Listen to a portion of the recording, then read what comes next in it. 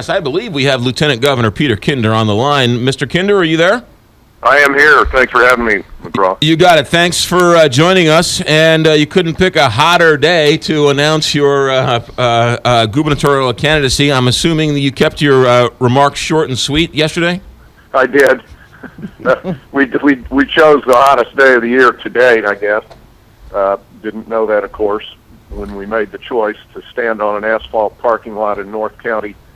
But I was humbled and gratified that more than 150 people, not counting the news media, came out.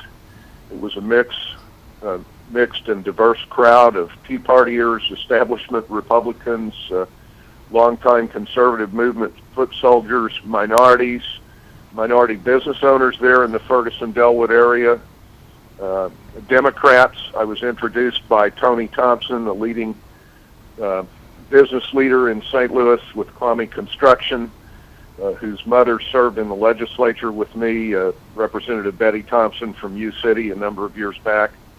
And we're just really humbled by the turnout and the message I tried to send, McGraw. I don't believe any candidate for governor has ever gone to North County to announce. And I went there to Ferguson-Dellwood, to that area, to send a signal that this is a Republican campaign like no other, that I intend to go into the urban core and also into the inner city and compete for votes in every precinct, areas where Republicans ordinarily simply ignore those folks and don't go and ask for their vote. I want to unify Missourians behind a common sense agenda.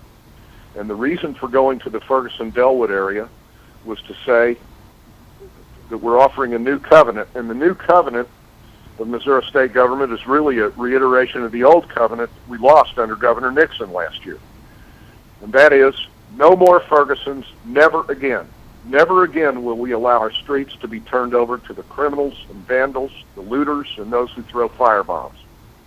Those shopkeepers along West Florissant and Chambers Road in that neighborhood, they deserve to be protected. They were not protected. The first responders, the heroic first responders who went out on the night of Monday, the 24th of November, and were told they would be protected, were not protected. They came under gunfire, hostile gunfire, and they had to flee instead of doing the job they were sent out and told they would be protected.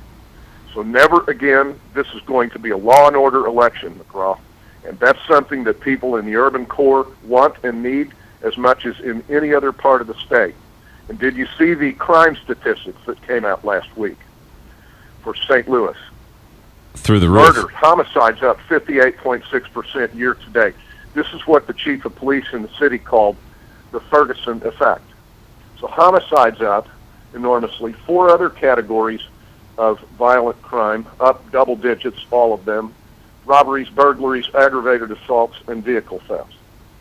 And in the face of that explosion of violent crime, the chief law enforcement officer of state government is asking the people of Missouri for a promotion. That issue is going to be out on the table for discussion. Lieutenant Governor Peter Kinder, our guest for a couple of minutes, announced he's running for governor. Peter Kinder, we just had Senator Blunt on the show, and we were talking about your announcement. You and him are the only Republicans who have been able to win statewide over the last number of years. What is it about you and your campaigns that you're able to win when Democrats are winning all over the place statewide? Well, we've got to add in there, McGraw, the late State Auditor Tom Schweik, who won 2 elections. But I thank you for highlighting that. I would say that what did Woody Allen say years ago? 80% of life is showing up. Yes. I try to show up, and I try to show up in the urban core a lot. I've been criticized for it, as you know.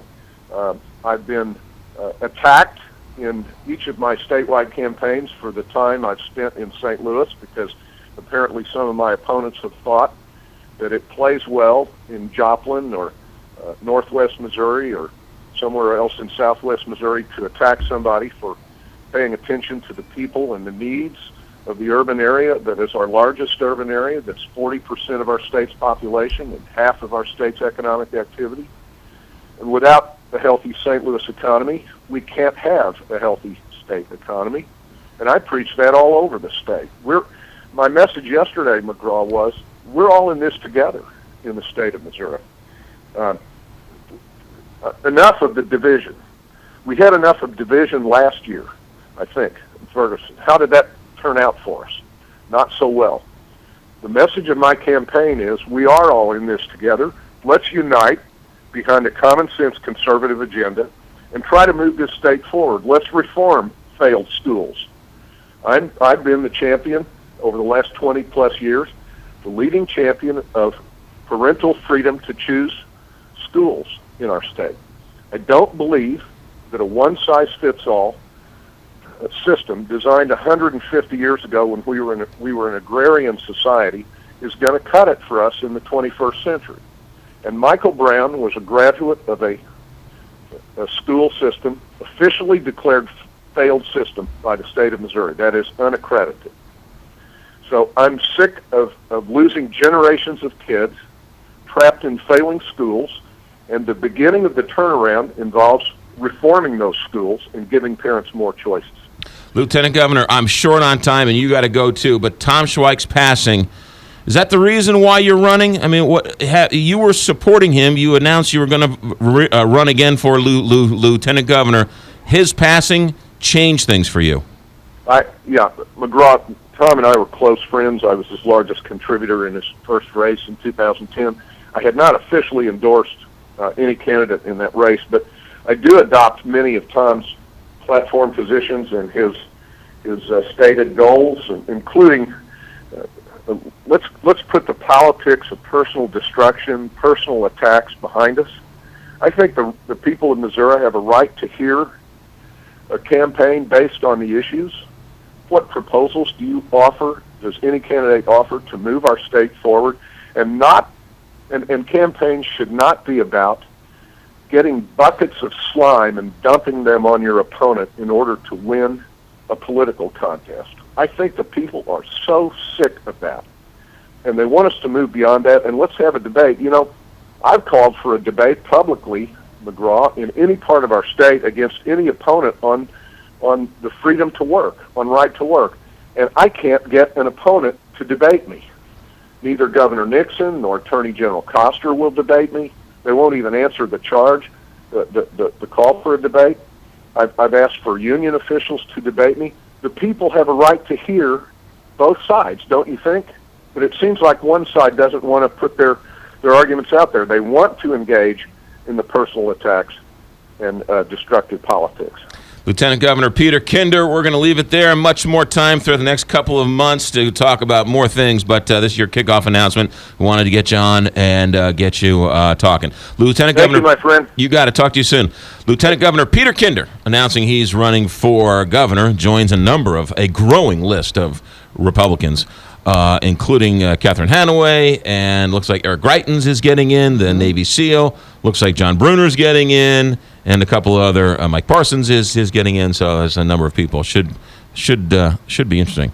8:15, traffic, weather, sports, quickly, straight ahead.